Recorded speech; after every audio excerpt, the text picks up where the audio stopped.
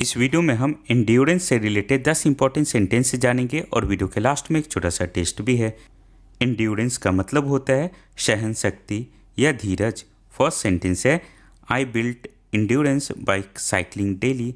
Long study hours need endurance. Yoga improves your body's endurance.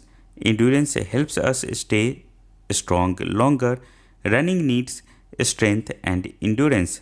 Next sentence है swimming builds great endurance.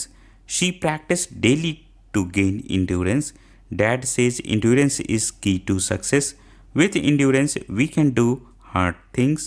Endurance grows with patience and practice. अब आपके लिए एक छोटा सा टेस्ट भी है। एंड्योरेंस का हिंदी मीनिंग क्या होता है? दो ऑप्शन है, विकसित या सहन शक्ति। सही आंसर वीडियो के कमेंट सेक्शन में बताना है। इसी तरह के और भी वीडियोस के लिए हमारे इस यूट्यूब चैनल को सब्सक्राइब कर लो। All the best for your upcoming exam.